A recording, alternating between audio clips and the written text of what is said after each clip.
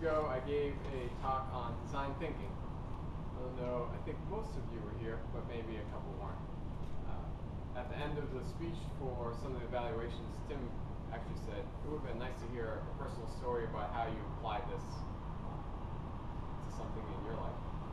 And then looked in the book, and there was the recommendation is to make a point.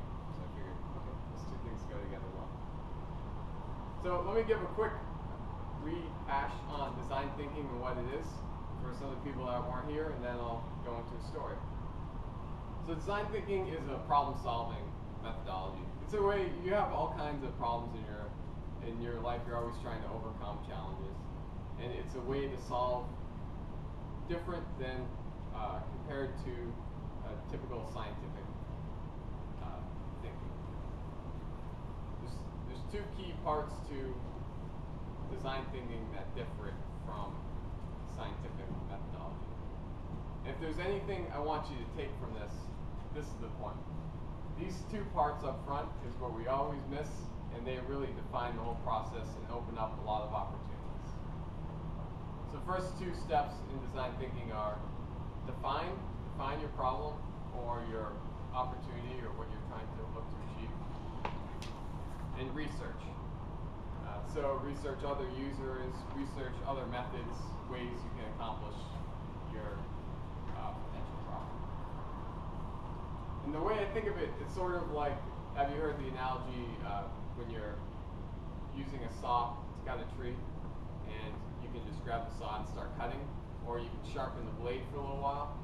And most of us, what we do, we'll sharpen the blade for a minute, and then we'll just start cutting for 4 hours.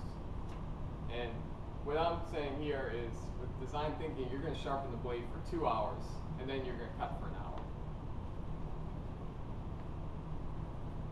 So, a couple of years ago, I am in sales, and a couple of years ago was not a great time to be in sales. Have you seen the movie Glengarry Glen Ross? Yeah, you know, if you're in sales, you know why you have a love-hate relationship with that movie. It is like so perfect for the times when it's tough, but it's pretty brutal. So I wasn't winning the steak knives that year or the Cadillac. I was going for the fired. Third prize.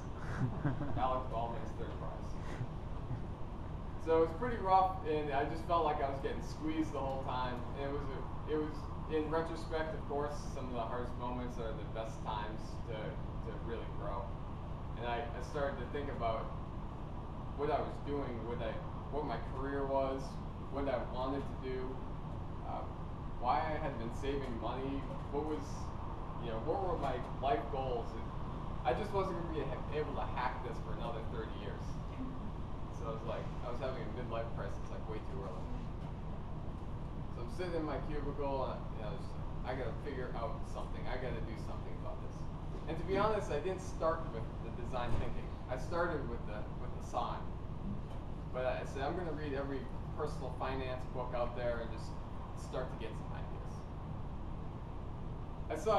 I had kind of an idea that money might be a tool to sort of help me. If I could figure out what I wanted to do with money, I could maybe use it as a tool to plan things in the future. So I went out and read all these books, and it was sort of like the end part of the research. I was sneaking in the back row. And it opened my mind up to all these other things that I could do besides just the standard advice, personal finance advice. Once I saw that, I read a book. I highly recommend if you're interested in a different plan than the standard idea, or if you just want to get an idea of how you can do things. It's called Your Money or Your Life.